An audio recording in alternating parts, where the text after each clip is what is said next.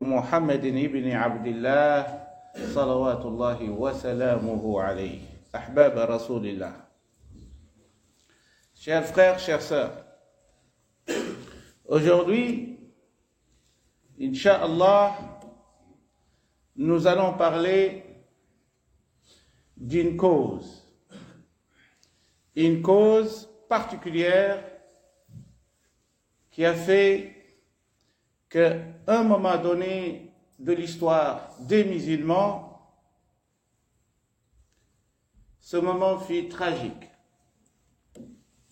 Tragique car ça causait un retard dans la compréhension de notre religion, dans la compréhension de notre foi musulmane. Et d'ailleurs, beaucoup de savants, pendant l'époque ou la période de la colonisation, ils ont essayé de réformer quelques concepts. Et le thème d'aujourd'hui fait partie des concepts réformés pendant la colonisation. C'est le concept de at-tawakkul. Le fait de dire « j'ai placé ma confiance en Allah ». Qu'est-ce que cela veut dire? Est-ce que c'est un acte du cœur ou bien c'est un acte posé par les organes en dehors du cœur et de l'esprit? C'est ça la question. Parce que, à un moment donné, lorsque les pays musulmans ont été envahis par le colonisateur, beaucoup de musulmans pensaient qu'avec l'invocation, la dua, et avec le fait de placer sa confiance en Allah, cela pourrait apporter une solution. Et on est resté sous le joug colonial, sous la dictature, pendant, on peut dire, presque un siècle ou demi-siècle. Et des savants comme Rachid Rida, un des plus grands réformateurs de l'islam, il met en exergue ce concept qui est at-tawakkul. Certains traduisent le mot tawakkul par, et j'aime bien cette traduction, c'est l'abandon confiant en Allah. L'abandon confiant en Allah, c'est-à-dire le fait de jeter tout son sort entre les mains d'Allah Azza wa Jal. Mais ce qu'il faut retenir, c'est que tawakkul, ce n'est pas at-tawakkul, deux concepts différents. Tawakkul, c'est lorsque tu passes par les causes d'abord. Tu passes par les causes et puis tu places ta confiance en Allah Azza wa Jal. Comme le bédouin arabe qui est arrivé à la mosquée et qui a laissé son chameau dehors et il ne l'a pas attaché. Et lorsqu'il est entré dans la mosquée, le prophète sallallahu alayhi wa sallam lui a posé la question, qu'est-ce que tu as fait avec ton chameau? Il lui dit, je l'ai laissé dehors et j'ai placé ma confiance en Allah. Et le prophète alayhi salatu wa sallam lui dit, retourne, attache ton chameau et puis place ta confiance en Allah. Et puis place ta confiance en Allah. Irji' wa'aqilha thumma tawakkal ala Allah. Retourne. Et c'est ça le vrai sens de at-tawakkul. C'est comme celui qui est au chômage et qui dit moi je veux un boulot et qui reste à la maison, il est tout le temps à la mosquée, il prie, il invoque, mais il n'a pas fait son CV, il n'a déposé nulle part parce qu'il pense avec la force des invocations, il va trouver un travail. la force des prières, il va trouver un travail alors qu'il n'a pas bougé. Il n'a pas fait ce qu'on appelle al-haraka. Il faut bouger, il faut aller chercher. Et d'ailleurs, c'est pour cela que nos savants nous disent que Maryam alayha salam, lorsqu'elle a accouché, Allah Azza wa Jalla lui a dit وَهُزِّي إِلَيْكِ بِجِزْعِ النَّخْلَةِ تُسَاقِطُ عَلَيْكَ رُطَبًا جَنِيًّا. Il vient d'enfanter, mais pour que les dattes tombent, il devait secouer le palmier. Pourtant, Allah il a fait des miracles extraordinaires avant cela. Déjà, une naissance, elle est tombée enceinte.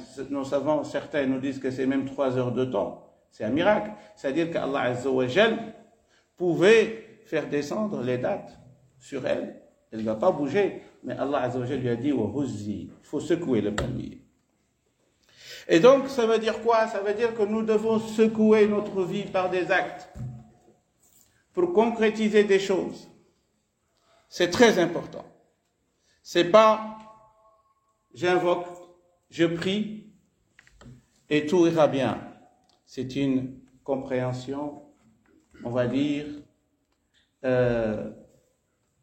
incorrecte et galvaudée de l'islam. Et d'ailleurs, c'est pour cela que le prophète, alayhi salatu wa salam, il a dit dans un hadith très important, لو أنكم تتوكلون على الله حق توكله لرزقكم كما يرزق الطير تغدو خماصا وتروح بطانا. Le prophète, alayhi salatu wa salam, a dit, si vous placiez vos confiances en Allah comme il se doit, comme il faut, il vous aurait donné votre subsistance comme il la donne aux oiseaux qui, le matin, au lieu de rester dans leur niche et attendre un risque, mais ils sortent, ils voyagent pour aller chercher leur subsistance et qui reviennent l'après-midi, le ventre rempli. C'est un hadith du prophète, alayhi salatu wassalam. Et donc, c'est très important de comprendre l'islam et de comprendre surtout ses concepts. Et c'est pour cela que beaucoup de savants considèrent que la vraie réforme de l'islam, c'est réformer les concepts, la compréhension. Parce que tout dépend de notre compréhension. La pratique de chacun de nous dépend de sa compréhension. Ce qu'on a compris, c'est ce qu'on pratique. Et c'est très important. Un jour, un homme venait à la porte de Omar ibn al-Khattab, qu'il était calife. Chaque jour, il est là, devant sa porte, il attend Omar sort pour qu'il lui demande quelque chose, un service, l'argent et autres.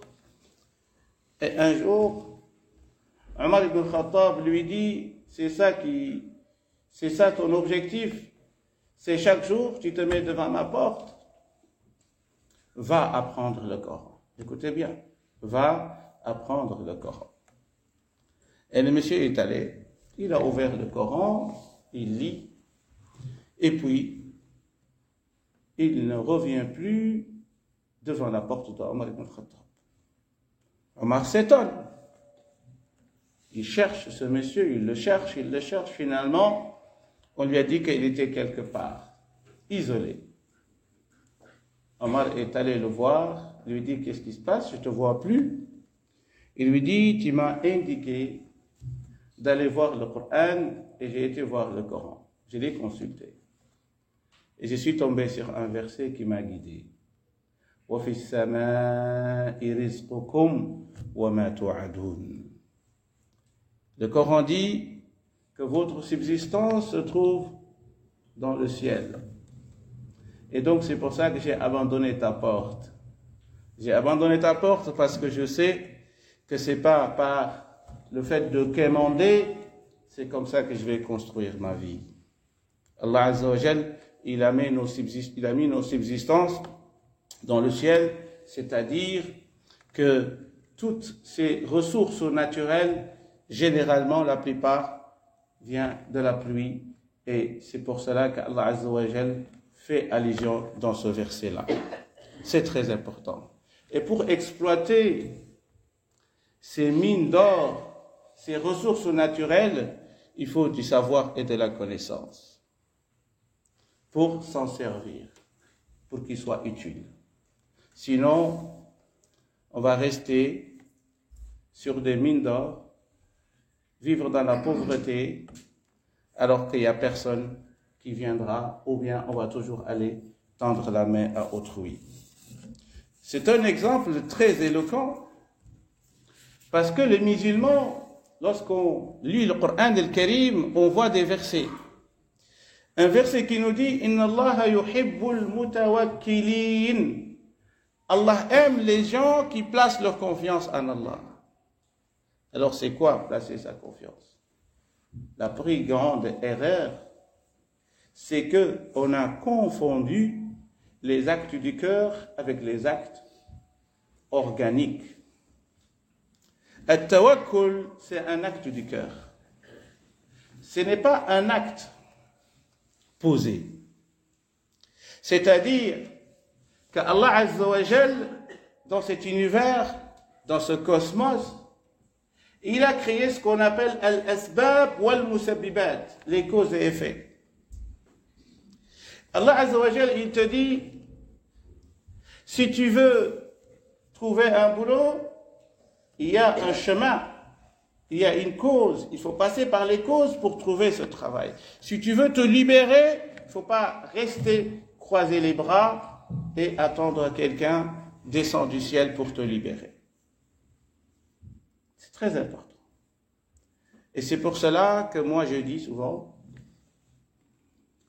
que le monde musulman est en retard par rapport à deux choses qui sont fondamentales dans notre religion. C'est l'invocation et le Coran. Certains vont me dire, mais qu'est-ce que tu racontes? Le Coran est une cause de retard pour le monde musulman? Oui. Est une cause, est une réelle cause. Parce que on ne l'a pas compris. Le Coran est un moyen, parce que les premiers musulmans qui ont véritablement compris l'islam, ils ont allé loin chez les autres peuples. Ils ont dominé le monde. Et si on est dominé aujourd'hui, c'est parce qu'on n'a pas compris. C'est ça la grande question. Et c'est pour cela, je dis souvent, lorsque tu es devant ta cuisine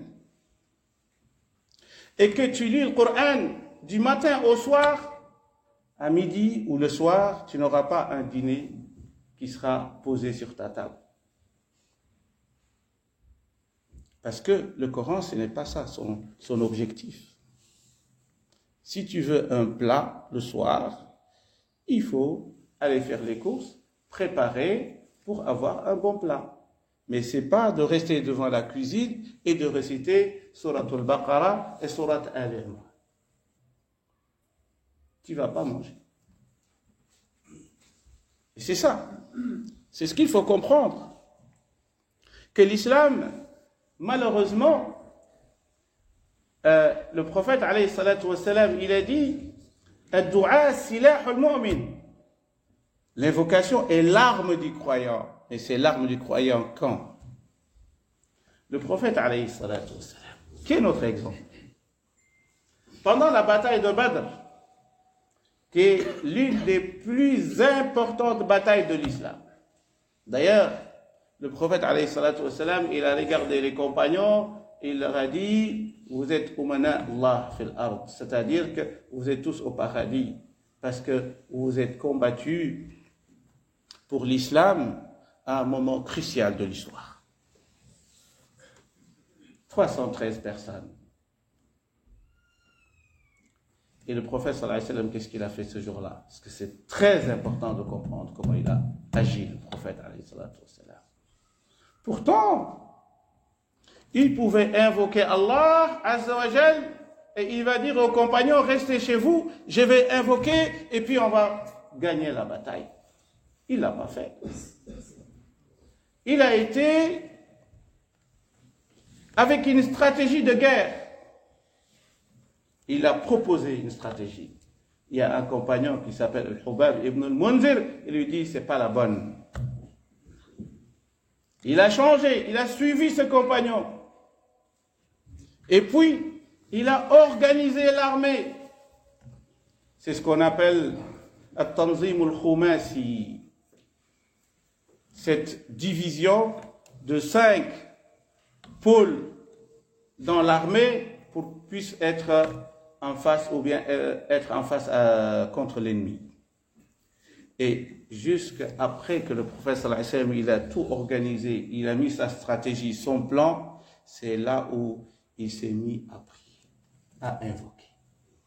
Allahu Akbar. C'est là où il a commencé à invoquer. Après avoir posé toutes les causes possibles pour remporter la bataille. C'est ainsi que le musulman doit se comporter.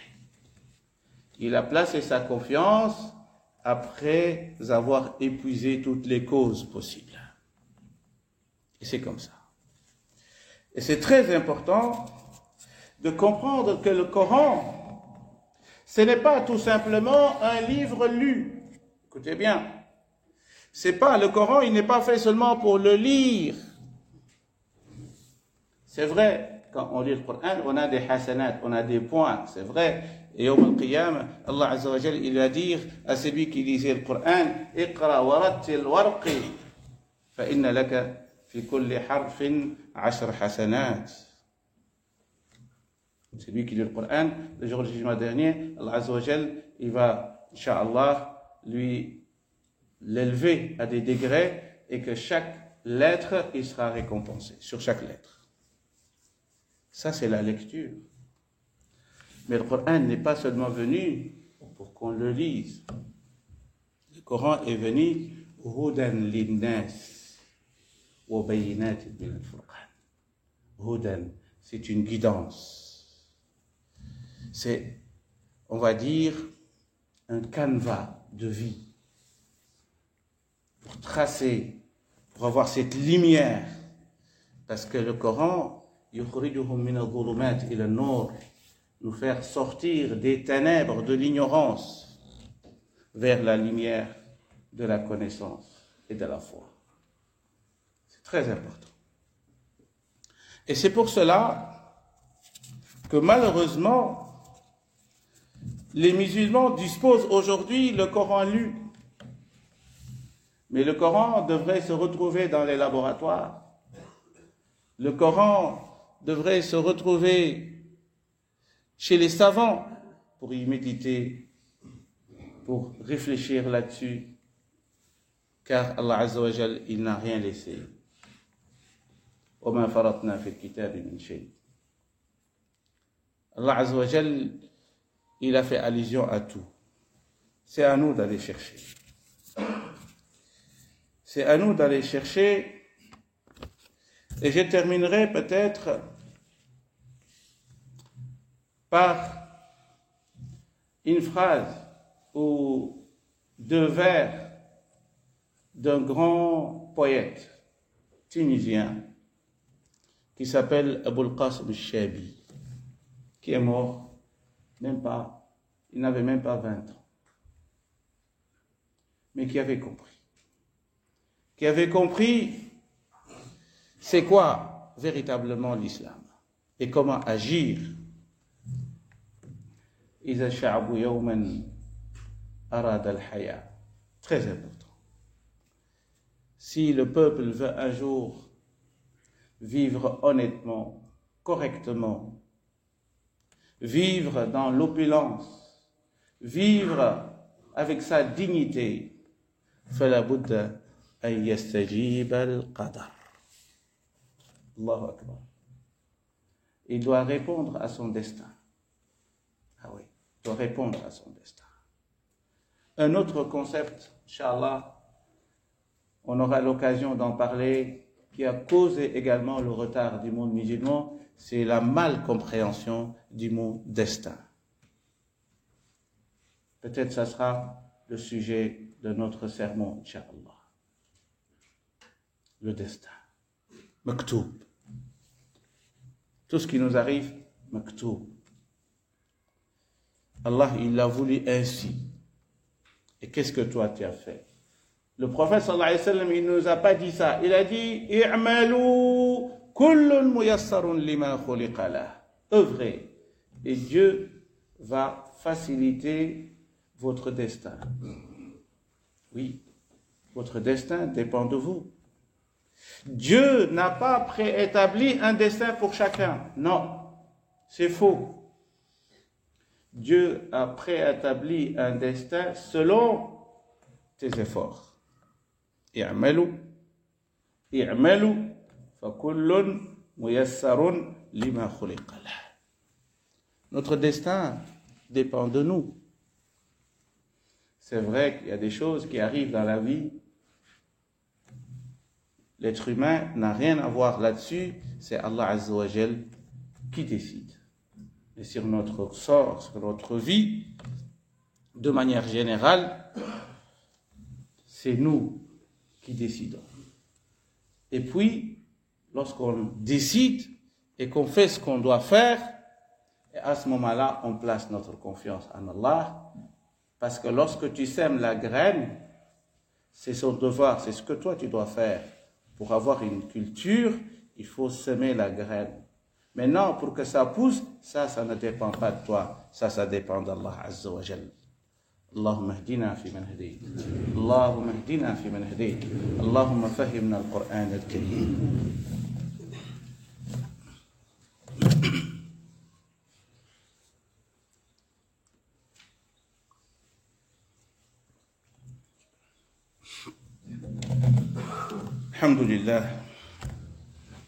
الحمد لله الذي بنعمته تتم الصالحات.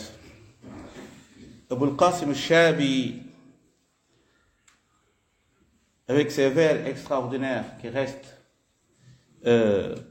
écrits dans les annales de l'histoire.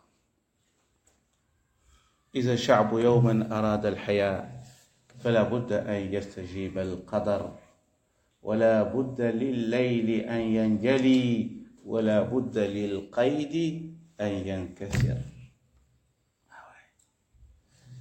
Nous sommes enchaînés. Nous sommes enchaînés. Et je me rappelle bien de Malik ibn Nabi, le grand savant algérien.